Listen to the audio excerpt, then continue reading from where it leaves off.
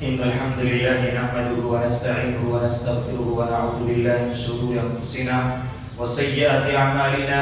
من يهده الله فلا مضل له ومن يضلل فلا هادي له، وأشهد أن لا إله إلا الله وحده لا شريك له، وأشهد أن محمدا عبده ورسوله. يا أيها الذين آمنوا اتقوا الله حق تقاته ولا تموتن إلا وأنتم مسلمون. يا أيها الناس اتقوا ربكم الذي خلقكم من نفس واحدة وخلق منها زوجها وبث منهما رجالا كثيرا ونساء، واتقوا الله الذي تساءلون به والأرحام إن الله كان عليكم رقيبا. يا أيها الذين آمنوا اتقوا الله وقولوا قولا سديدا يصلح لكم أعمالكم ويغفر لكم ذنوبكم، ومن يطع الله ورسوله فقد فاز فوزا عظيما. أما بعد فإن أصدق الحديث كتاب الله، وأحسن الهدي هدي محمد صلى الله عليه وسلم، وشر الأمور محدثاتها، وكل محدثة بدعة، وكل بدعة ضلالة، وكل ضلالة في النار. أعوذ بالله السميع العليم من الشيطان الرجيم. بسم الله الرحمن الرحيم. قاف والقرآن المجيد بل عجبوا أن جاءهم منذر منهم فقال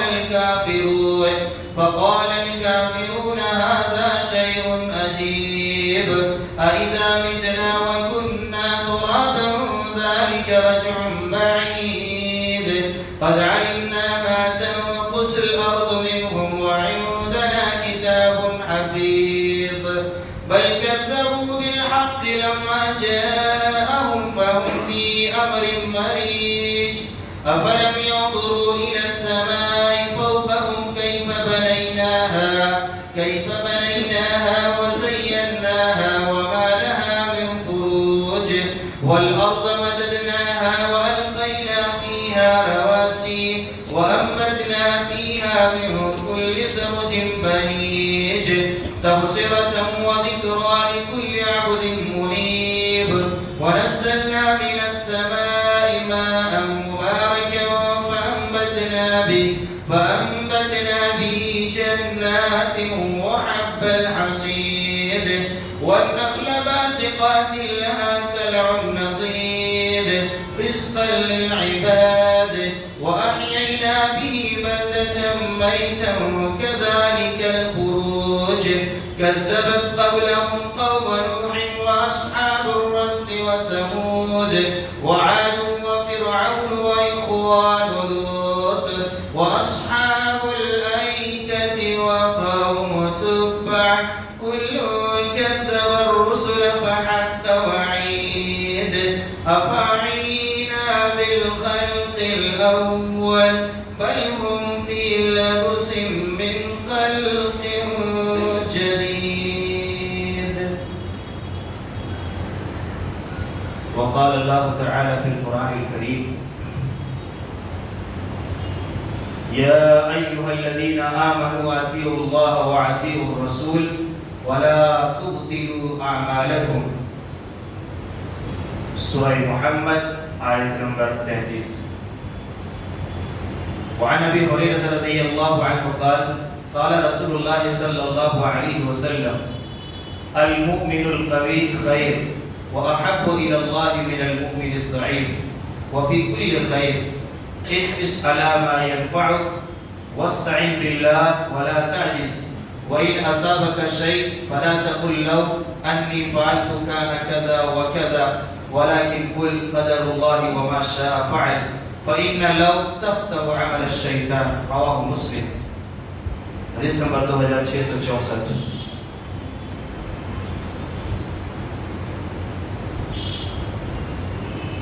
محترم حاضرین جمعہ، پردہ نشین مائیں و بہنیں،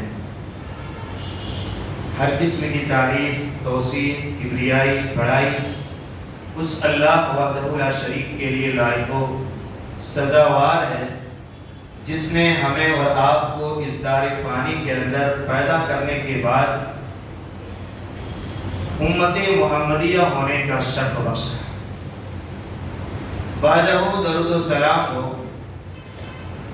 اللہ کے تمام رسولان نظام اور پیغمبران اسلام پر جو لوگوں کی رشد و ہدایت کی خاطر اس دار فانی میں مبعوث کیے گئے، بالخصوص خاتم النبیین آمنہ کے لال ہم سب کے حبیب محمد مصطفیٰ احمد مجتبیٰ صلی اللہ علیہ وسلم پر اللہم صلی علی محمد وعلی آل محمد کما صلیت علی ابراہیم وعلی آل ابراہیم انکا حمید مجید اللہم بارک علی محمد وعلی آل محمد کما بارکت علی ابراہیم وعلی آل ابراہیم انکا حمید مجید۔ حاضرین جمعہ، آج کی اس جمعہ میں وہی موضوع لے کر کے حاضر ہوا ہوں جو موضوع پچھلے جمعہ آپ کی بیچ لے کر کے حاضر ہوا تھا۔ موضوع ہے کہیں ہماری نیکیاں برباد تو نہیں ہو رہی۔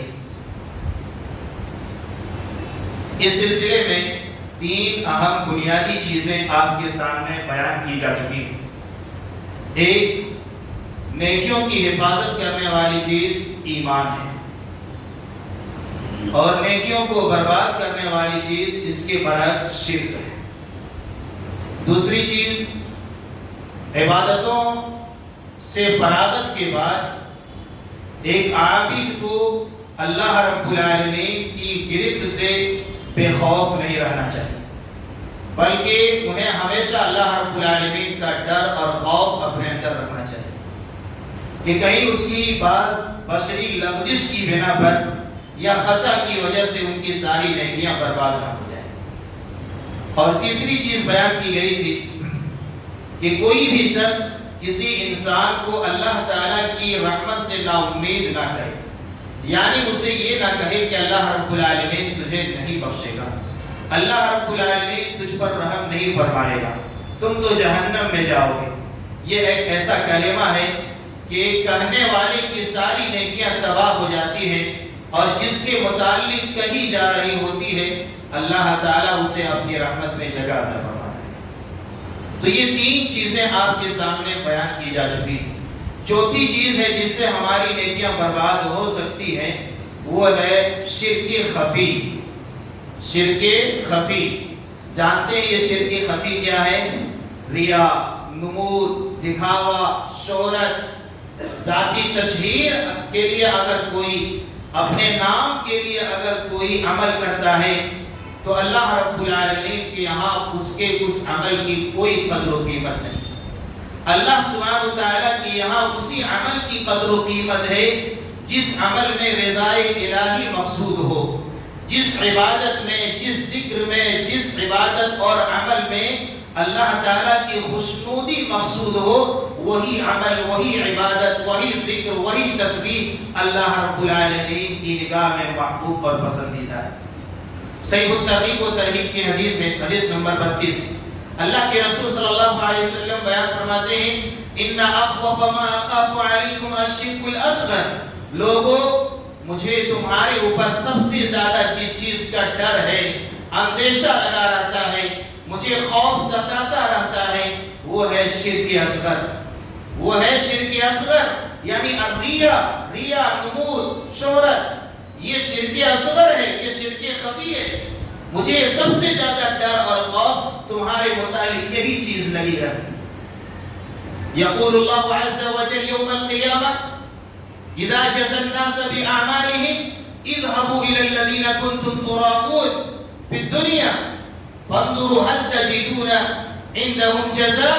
بروز قیامت اللہ سبحانہ وتعالی جب بندوں کو ان کے اعمال کا بدلہ دے رہا ہوگا، جن لوگوں نے اس دنیا میں اللہ تعالیٰ کی رضا کے لیے عمل کیا تھا، اللہ تعالیٰ کی خوشنودی کو حاصل کرنے کے لیے عبادتیں کی تھی، روزے نماز کا اہتمام کیا تھا، من جملہ تمام نیکیاں اللہ تعالیٰ کی رضا کے لیے انہوں نے کی تھی، تو بروز قیامت اللہ سبحانہ وتعالیٰ جب ایسے لوگوں کو ان کے اعمال کا بدلہ دے رہا ہوگا تو ریاکاروں سے اللہ سبحانہ وتعالیٰ کہے گا ان کی تذلیل کے طور پر اور انہیں ذلیل اور رسوا کرتے ہوئے اللہ سبحانہ و تعالیٰ کہے گا اذهبوا الى الذين كنتم تراؤون في الدنيا، جاؤ ان لوگوں کے پاس اپنے عمل کا بدلہ تلاش کرو، اجر طلب کرو ان لوگوں کے پاس جنہیں دکھا کر کے تم عمل کیا کرتے تھے۔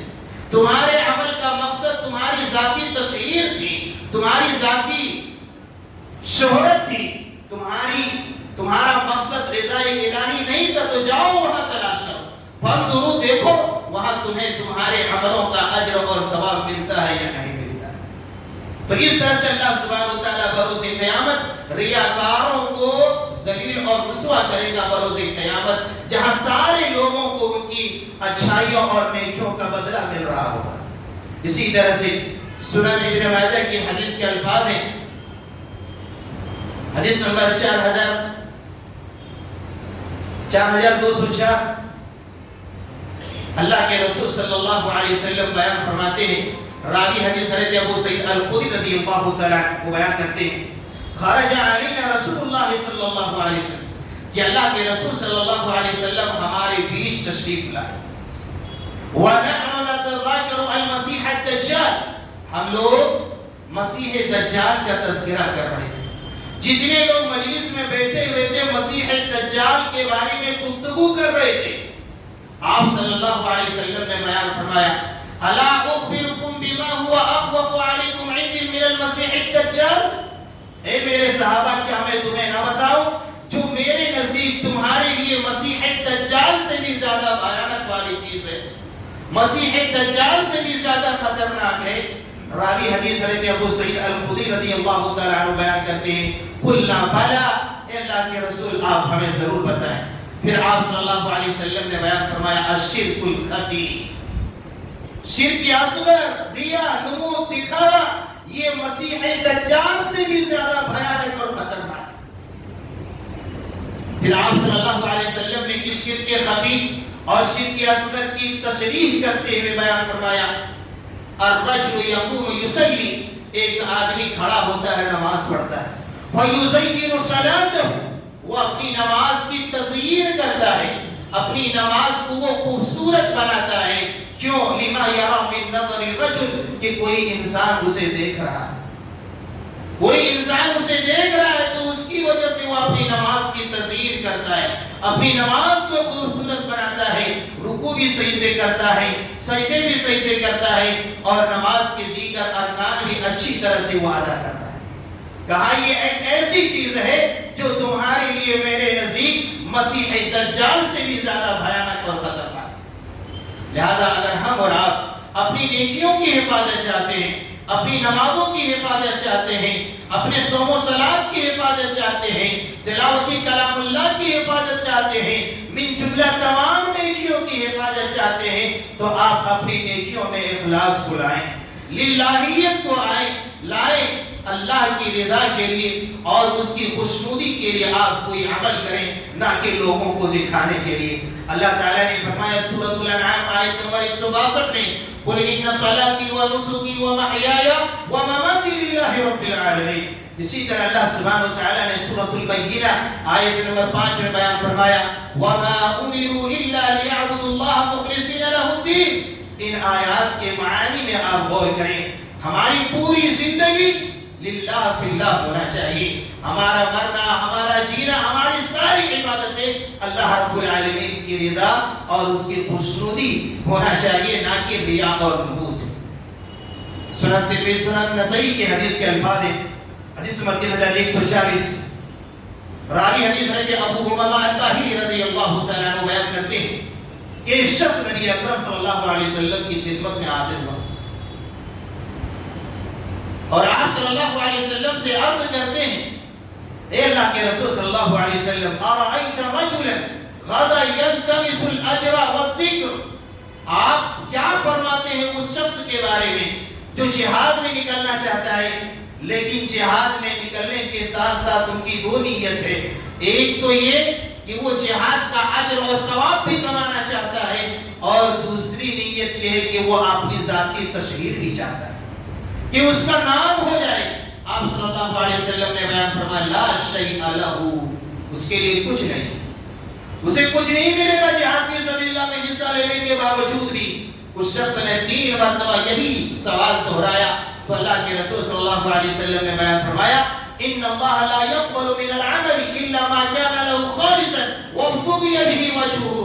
اللہ تعالیٰ کو وہی عمل محبوب اور پسندیدہ ہے جو عمل خالص اللہ کے لیے کیا جائے، ذاتی تشہیر کے لیے نہ کیا جائے، اور جس عمل سے اللہ تعالیٰ کی رضا اور اس کی خوشنودی مطلوب ہو۔ اور سنن ابن ماجہ کی حدیث ہے، حدیث نمبر 4199، اللہ کے رسول صلی اللہ علیہ وسلم بیان فرماتے ہیں انما الاعمال كالمعاد، یہ جو اعمال ہوا کرتے ہیں، یہ جو عبادتیں ہوا کرتی ہیں، اس کی مثال برتن کی سی ہے۔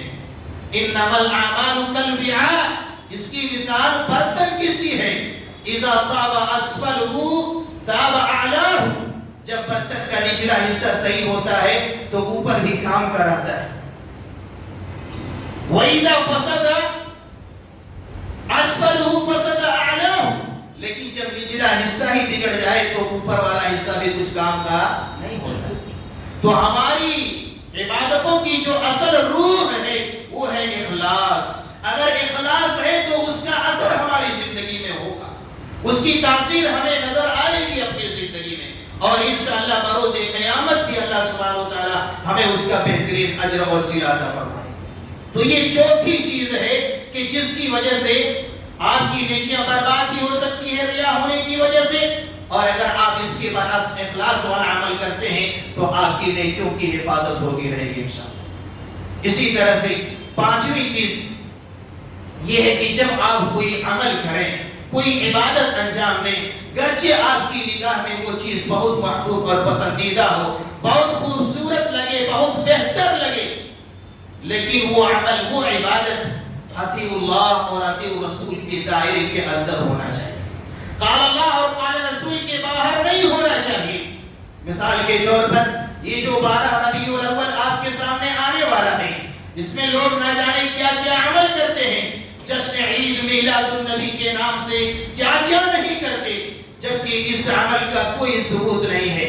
خیر القرون 3 صدیاں گزر گئی، صحابہ کرام کا دور گزر گیا، تابعین کا دور گزر گیا، تبع تابعین کا دور گزر گیا، لیکن اس خیر القرون جو سب سے بہترین دور قرار دیا گیا ہے، اس دور میں اس کا نام و نشان تک نہیں، جبکہ وہ ہم سے زیادہ شریعت کو سمجھنے والے تھے، جبکہ وہ ہم سے زیادہ سنت کے شیدائی تھے، جبکہ وہ ہم سے زیادہ نبی سے محبت کرنے والے تھے، لیکن اس خیر القرون میں اس کا کوئی ثبوت نہیں ہے۔ تو جو عمل شریعت کے دائرے سے باہر ہوگا، چاہے وہ بظاہر جتنا بھی خوبصورت نظر آئے، جتنا بھی حسین نظر آئے، یہ جو جشن عید میلاد النبی، اس میں لوگ اپنی عقیدت کا اظہار کرتے ہیں، حب رسول کا اظہار کرتے ہیں، اور جو کوئی یہ عمل نہیں کرتا اسے گستاخ رسول قرار دیتے ہیں، اور اسے کہتے ہیں کہ وہ نبی سے محبت نہیں کرتے، جبکہ نبی سے محبت کا ایک دائرہ ہے، اسی دائرے میں رہ کر کے آپ محبت کا ثبوت پیش کر سکتے ہیں اور نبی سے محبت کا اظہار کر سکتے ہیں۔ منمانی یہ نبی سے محبت کی علامت نہیں ہے۔ سورہ محمد کی جو آیت کریمہ آپ کے سامنے پڑھی گئی، آیت نمبر 33، یا ایھا الذین آمنوا اطیعوا اللہ واطیعوا الرسول ولا تبطلوا اعمالکم، اے ایمان والو، یہاں اہل ایمان سے خطاب کیا گیا ہے، ایھا الناس، دنیا کے عام انسان سے خطاب نہیں ہے، کہا جو ایمان لائے ہو ان سے خطاب اللہ تعالیٰ فرما رہا ہے، اے ایمان والو اللہ کی اطاعت کرو اور رسول کی اطاعت کرو۔ گویا آپ کی ایمان کا بنیادی تقاضا ہے کہ آپ قال اللہ اور قال رسول، اطیعوا اللہ اور اطیعوا رسول سے باہر نہ جائیں۔ اگر آپ اطیعوا اللہ اور اطیعوا رسول کے دائرے سے باہر جاتے ہیں، گویا آپ کا ایمان ناقص ہے، آپ کے نظریے ناقص ہیں، آپ کے عقیدے کمزور ہیں، آپ کا ایمان باللہ اور ایمان بالرسول کمزور ہے۔ اسی لیے اہل ایمان سے خطاب کر کے اللہ تعالیٰ نے فرمایا، اے ایمان والو اللہ اور اس کے رسول کی اطاعت کرو۔ اگر واقعتاً تم اللہ اور اس کے رسول سے سچی محبت کرتے ہو، وَلَا تُبْطِلُوا أَعْمَالَكُمْ، اس جملے پر آپ غور کریں، اپنے اعمال کو برباد نہ کرو۔ گویا اطیعوا اللہ اور اطیعوا رسول کے دائرے سے ہٹو گے، تمہارا عمل برباد ہوگا۔ بظاہر تمہاری نگاہوں میں وہ عمل جتنا بھی حسین ہو جائے، جتنا بھی اچھا لگے، لیکن اللہ اور اس کے رسول کے دائرے سے باہر ہونے کی وجہ سے وہ رائگاں ہیں، وہ فضول ہیں، وہ برباد ہیں، ان کا اللہ اس کا کوئی اجر آپ کو ملنے والا نہیں۔ ہم عائشہ صدیقہ رضی اللہ تعالیٰ عنہ بیان کرتی ہیں، صحیح بخاری اور صحیح مسلم کی حدیث کے الفاظ میں بڑی مشہور حدیث ہے، حدیث نمبر 1718، من عمل عملا لیس علیہ امرنا فہو رد، جس کسی نے کوئی ایسا عمل کیا جس پر ہمارا کوئی حکم نہیں، وہ عمل کیا ہے؟ مردود ہے، وہ عمل مردود ہے۔ آپ دیکھیں، آپ نماز پڑھتے ہیں، 5 وقتہ نمازوں کی حفاظت کرتے ہیں، لیکن اگر یہ نماز بھی رسول کی نماز جیسی نہیں ہے تو آپ کی نماز آپ کے منہ پہ مار دی جائے گی، آپ کی نماز آپ کے منہ پہ مار دی جائے گی۔ ان نمازوں کا اجر اور ثواب اللہ تعالیٰ کی یہاں نہیں کما سکتے اگر آپ منمانی سینے پہ ہاتھ باندھنے کے بجائے ناف کے نیچے ہاتھ باندھتے ہیں، اگر آپ منمانی رفع الیدین نہ کر کے رفع الیدین نہیں کرتے، کرنا چاہیے لیکن آپ نہیں کرتے، اسی طرح سے آپ رکوع جھٹپٹ میں کرتے ہیں کوے کے ٹھونگ مارنے کی طرح، نہ رکوع آپ کا اطمینان ہے، نہ سجدے میں آپ اطمینان رکھتے ہیں، نہ کسی اور دوسری چیز کی ادائیگی میں سنت رسول پائی جا رہی ہے، تو آپ کی نماز آپ کے منہ پہ مار دی جائے گی۔ صحیح بخاری کی حدیث کے الفاظ ہیں، حدیث نمبر 667، راوی حدیث حضرت ابو ہریرہ رضی اللہ تعالیٰ عنہ بیان کرتے ہیں کہ اللہ کے رسول صلی اللہ علیہ وسلم ایک مرتبہ مسجد کے کنارے بیٹھے ہوئے تھے، اتنے میں ایک شخص آتا ہے، وہ نماز پڑھتا ہے، وہ آ کر کے آپ صلی اللہ علیہ وسلم کی خدمت میں سلام عرض کرتے ہیں، آپ جواب دیتے ہیں اور فرماتے ہیں ارجع فصلی فإنک لم تصلی، جاؤ تم نماز پڑھو، تم نے نماز نہیں پڑھی۔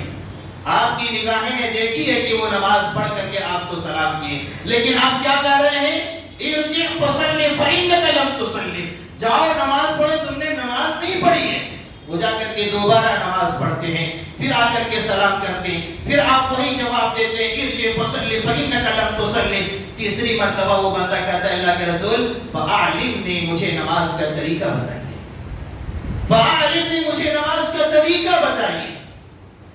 آپ صلی اللہ علیہ وسلم نے بیان فرمایا جب تم نماز پڑھنے کا ارادہ کرو تو اچھی طرح سے وضو کرو، دوسرا کام اپنے آپ کو قبلہ رو کرو، تیسرا کام تکبیر تحریمہ کہو، چوتھا کام قرآن میں سے جو میسر ہو اسے پڑھو، بالخصوص ام القرآن سورۃ الفاتحہ کی تلاوت کرو، اور جب تم رکوع کرو حتی تطمئن راکعا، یہاں تک کہ اچھی طرح سے رکوع میں چلے جاؤ، یہاں تک کہ جب تم رکوع میں جاؤ گے تو تمہارے جسم کی ہڈیاں اپنی اپنی جگہ پہنچ جائیں۔ حدیثوں میں آتا ہے کہ اگر آپ کی پیٹھ پر پانی رکھا جائے تو پانی بھی نہ گرے، اتنی سیدھی اپنی کمر کو کیا کرو، اس طرح سے اپنے رکوع کو کامل انداز میں کیا کرو۔ اسی طرح سے جب رکوع سے اٹھو تو اطمینان کے ساتھ کھڑے ہو جاؤ، یہاں تک کہ جسم کی ہر ہڈی اپنی جگہ پہنچ جائے۔ ایسا نہیں کہ رکوع سے اٹھتے ہی فوراً اب سجدے میں گر جاؤ، آپ کی کمر بھی سیدھی نہ ہو، ایسا نہیں ہونا چاہیے۔ پھر جب تم سجدے میں جاؤ حتی تطمئن ساجدہ، یہاں تک کہ کامل انداز میں سجدے میں چلے جاؤ، تمہاری جسم کی ہر ہڈی اپنی جگہ پہنچ جائے۔ پھر جب سجدے سے اٹھو تو جلسہ استراحت ایسے کرو کہ لگے کہ تم جلسہ استراحت میں بیٹھے ہو، اس میں جلسہ استراحت میں پڑھی جانے والی دعاؤں کا اہتمام کرو، رب اغفر لی رب اغفر لی، اللہم اغفر لی وارحمنی واہدنی وعافنی وارزقنی واجبرنی وارفعنی، ان دعاؤں کا تم اہتمام کرو۔ پھر اسی طرح کہ تم اپنی نمازوں کو مکمل کرو۔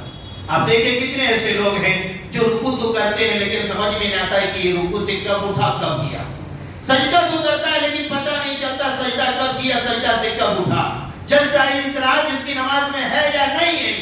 تو اللہ کے رسول صلی اللہ علیہ وسلم نے کیا فرمایا؟ اس کے رکوع اور سجود میں اطمینان نہ ہونے کی وجہ سے کہا ارجع فصلی فإنک لم تصلی، جاؤ نماز پڑھو، تم نے نماز ہی نہیں پڑھی۔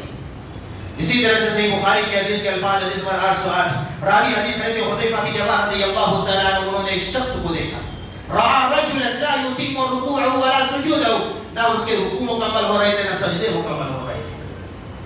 فلما قضى صلاته، جب اپنی نماز سے فارغ ہوا، حضرت حذیفہ بن یمان رضی اللہ تعالیٰ عنہ، یہ وہی صحابی رسول ہیں جو اللہ کے رسول صلی اللہ علیہ وسلم کے رازدار تھے، حضرت حذیفہ بن یمان رضی اللہ تعالیٰ عنہ جس جنازے میں شریک نہیں ہوتے لوگوں کو معلوم ہو جاتا ہے یہ منافقوں کا جنازہ ہے، یہ منافقوں کا جنازہ، یہ حضرت حذیفہ بن یمان رضی اللہ تعالیٰ عنہ۔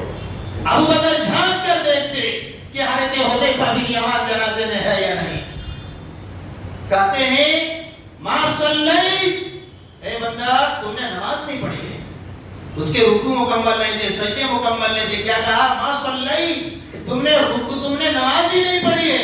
فَإِن مُتَّ عَلَى غَيْرِ فِطْرَةٍ عَلَى غَيْرِ مُحَمَّدٍ، اگر کسی حال میں تمہاری موت آ جائے تو تمہاری موت محمد کی سنت سے ہٹ کر ہوگی، محمد کی سنت سے ہٹ کر ہوگی۔ کیسی نمازیں برباد ہوتی ہیں؟ نمازوں میں سنت رسول نہ ہونے کی وجہ سے، صرف سجدے کر لینے یا 5 وقتہ نمازوں کے لیے مسجد میں آ جانے سے آپ کے فریضے ادا نہیں ہو سکتے۔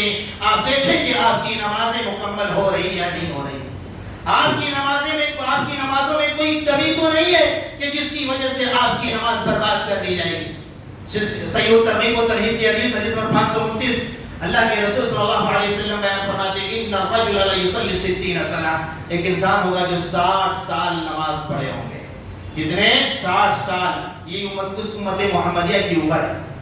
60 سال، 65 سال، 70 سال اس امت محمدیہ کی عمر ہے۔ اگر کسی کو 60 سال کی زندگی مل گئی، 60 سال کے بعد بھی وہ اپنے رب کو راضی نہ کر سکا، اپنے خالق کی معرفت حاصل نہ کر سکا، مخلوق کی حقیقت کو سمجھ نہیں سکا، خالق اور مخلوق کے درمیان فرق نہ کر سکا، تو اللہ رب العالمین کے یہاں اس کا کوئی عذر باقی نہیں ہوگا۔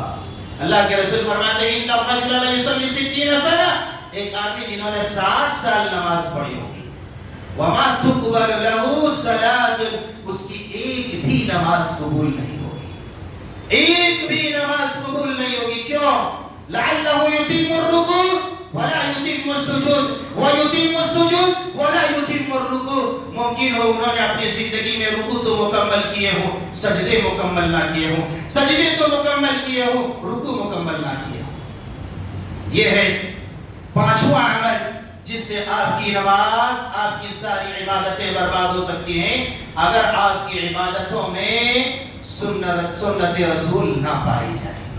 اسی طرح سے 6واں عمل جس سے ہماری عبادتیں برباد ہو سکتی ہے، وہ 6واں عمل کیا ہے؟ تنہائیوں کا غلط استعمال۔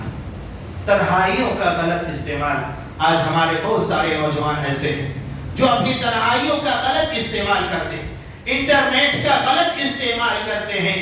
جس طرح سے آپ اجالے میں اللہ تعالیٰ سے ڈرتے ہیں، اسی طرح سے اندھیرے میں بھی اللہ رب العالمین سے ڈرنے کی کوشش کریں۔ جس طرح سے آپ بچنے میں حرام خوری سے اپنے آپ کو بچاتے ہیں، حرام کاموں کے ارتکاب سے بچاتے ہیں، اسی طرح تنہائی میں بھی اللہ تعالیٰ کے حرام کردہ چیزوں سے آپ بچیں۔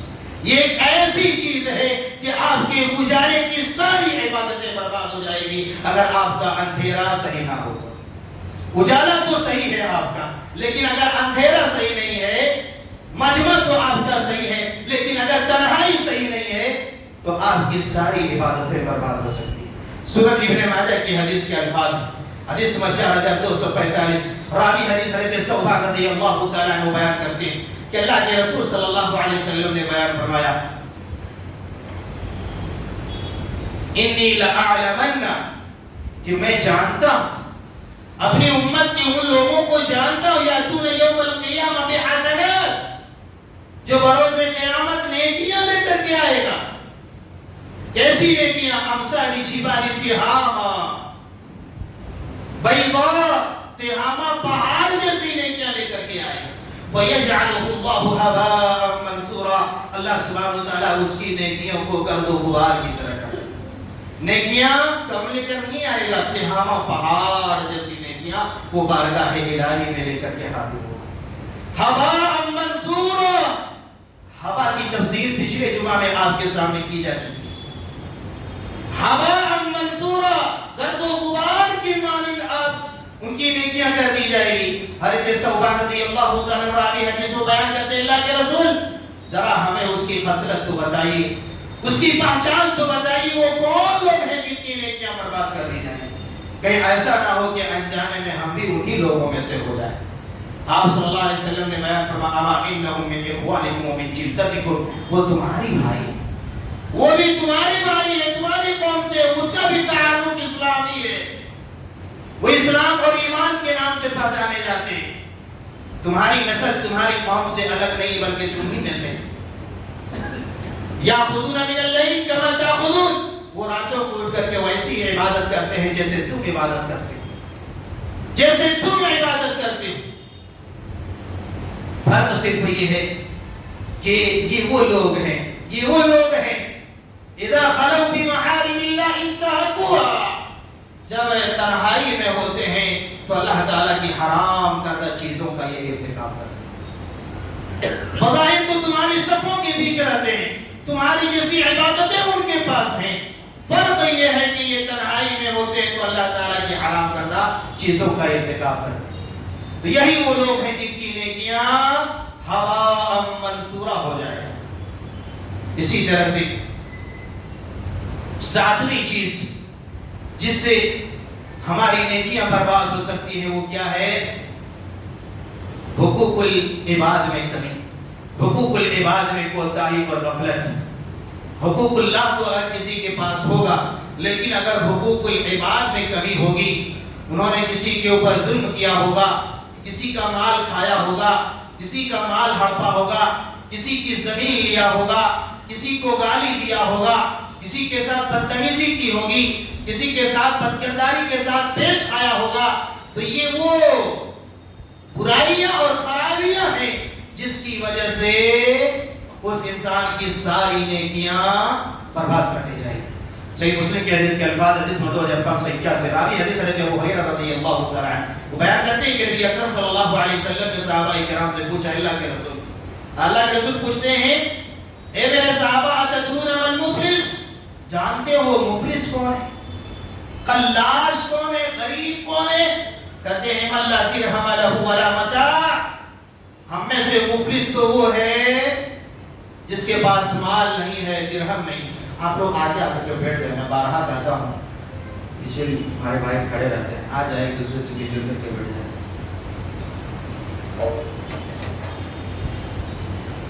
تو اللہ کے رسول نے صحابہ کرام سے پوچھا، اتدرون من مفلس، جانتے ہو میرے صحابہ مفلس کون ہے؟ کہتے ہیں مفلس وہ ہے جس کے پاس مال نہیں ہے، درہم نہیں۔ آپ نے فرمایا میری امت کے یہ مفلس لوگ نہیں، میری امت کے یہ فقیر لوگ نہیں ہیں۔ ان المفلس من امتی یاتون یوم القیامہ بصلاة وصیام وزکاة ویأتی قد شتم هذا واکل مال هذا وسفك دم هذا وضرب هذا فیؤتى هذا من حسناته وهذا من حسناته فإن فنيت حسناته قبل ان يقضى عليه اخذ من خطاياهم فطرحت عليه ثم طرح في النار۔ اللہ کے رسول فرماتے ہیں میری امت کے مفلس وہ لوگ ہیں جو بروز قیامت آئیں گے، اس کے ساتھ نماز ہوگی، اس کے ساتھ روزے ہوں گے، اس کے ساتھ زکوٰۃ ہوں گے، اور دوسری طرف انہوں نے کسی کو گالی دیا ہوگا، کسی کو مارا ہوگا، کسی کا مال ہڑپا ہوگا، کسی کے اوپر بہتان لگایا ہوگا، وَسَفَكَ دَمَ هَذَا، کسی کا خون کیا ہوگا، وَهَذَا مِنْ حَسَنَاتِي وَهَذَا مِنْ حَسَنَاتِي، یہ ان کی نیکیاں ہوں گی، یہ ان کی نیکیاں ہوں گی۔ لیکن یہ مظلومین بارگاہ الہی میں کھڑے ہوں گے، انصاف کے لیے کھڑے ہوں گے، انصاف کے لیے کھڑے ہوں گے، کہیں گے یا اللہ ہمارے ساتھ انصاف کیجئے، انہوں نے مجھے مارا تھا، مجھے گالی دیا تھا، میرا مال لیا تھا، میرا مال ہڑپ کیا تھا، مجھے قتل کیا تھا، مجھ پر ظلم کیا تھا، یا اللہ آج تو انصاف کرنے والا، آج انصاف کا دن ہے، تو فیصلہ کیجئے، مجھے انصاف چاہیے۔ اللہ تعالیٰ کیا کرے گا؟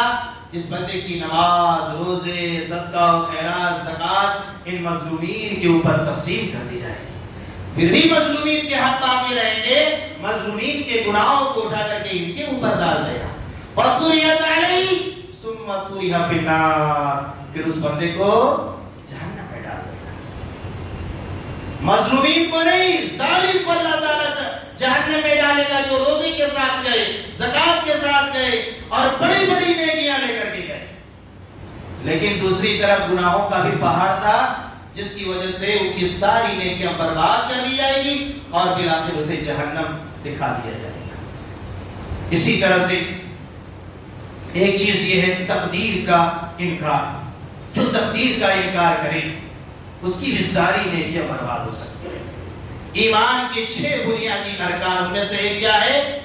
تقدیر کے خیر اور شر دونوں پہلو پر ایمان رکھنا۔ جس طرح سے اللہ تعالیٰ کی نعمت ملنے پر آپ راضی اور خوش ہوتے ہیں، الحمدللہ پڑھتے ہیں، اسی طرح اگر مصیبت آپ کے ہاتھوں آ جائے، آپ کے سر آ جائے، آپ کی جھولی اور دامن میں آ جائے، اسے بھی اپنا تقدیر کا حصہ سمجھتے ہوئے قبول کریں، یہ میرا مقدر تھا، یہ میرا مقدر تھا۔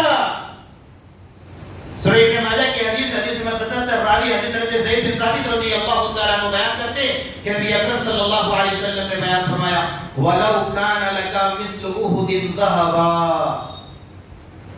اگر تمہارے پاس احد پہاڑ جیسی نیکیاں ہوں، تنفقه فی سبیل اللہ، اور ساری اگر تمہارے پاس احد پہاڑ جیسے سونے ہوں اور ان تمام سونے کو تم اللہ کی راہ میں خرچ کر دو، ما قبلہ منک حتی تؤمن بالقدر کلہ، تو تمہارا وہ صدقہ و خیرات سونے کو اللہ کی راہ میں خرچ کرنا اس وقت تک قبول نہیں کی جائے گی جب تک کہ تم تقدیر کے تمام پہلوؤں پر ایمان رکھو۔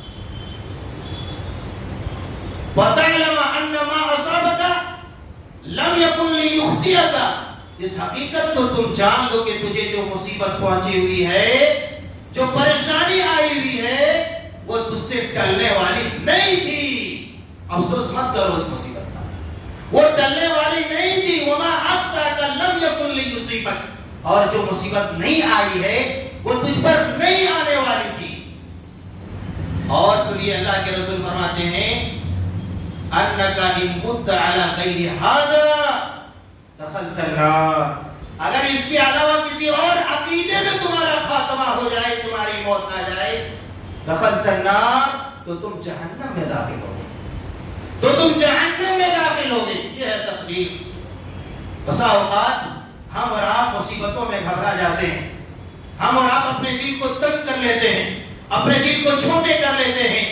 جس طرح سے نعمت تقدیر کا حصہ ہے، اسی طرح سے مصیبت آزمائش بھی تقدیر کا ایک حصہ ہے۔ یاد رکھیے گا یہ چیز، تقدیر کا یہ 2 پہلو ہے۔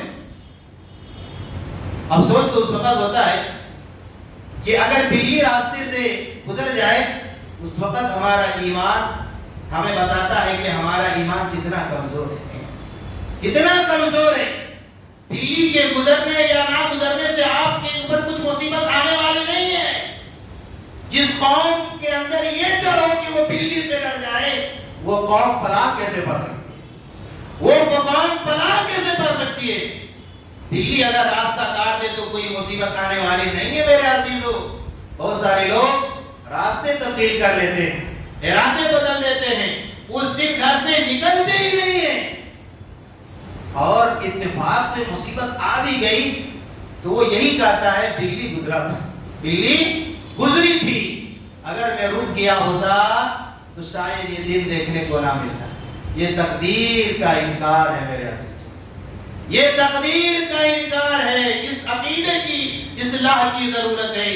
صحیح مسلم کی حدیث کے الفاظ، حدیث نمبر 2664، راوی حدیث حضرت ابو ہریرہ رضی اللہ تعالیٰ عنہ بیان کرتے ہیں کہ اللہ کے رسول صلی اللہ علیہ وسلم نے بیان فرمایا احرص علی ما ينفعک، کہ جو فائدے کی چیز ہے اسے حاصل کرو، کوشش کرو، واستعن باللہ، اور اللہ سے مدد حاصل کرتے رہو، کوشش کرتے رہو، ولا تعجز، کبھی بھی پیچھے مت ہٹا کرو۔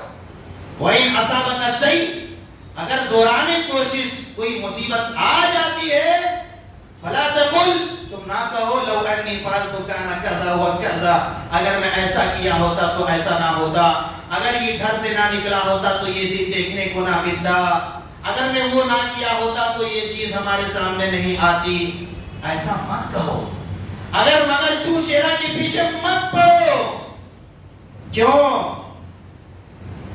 کیونکہ جب انسان اگر مگر کرتا ہے فَإِنَّ لَوْ تَفْتَحُ عَمَلَ الشَّيْطَانِ، وہاں سے شیطان اپنا کام کرتا ہے، شیطان کو موقع ملتا ہے اور شیطان اس انسان کو بہکانے میں کامیاب ہو جاتا ہے، جس کا وعدہ انہوں نے اللہ رب ذوالجلال والاکرام سے کیا کہ میں تیرے بندے کو گمراہ کر کے آؤں۔ قُلْ لَن يُصِيبَنَا إِلَّا مَا كَتَبَ اللَّهُ لَنَا، هو مولانا وعلى الله فليتوكل المؤمنون.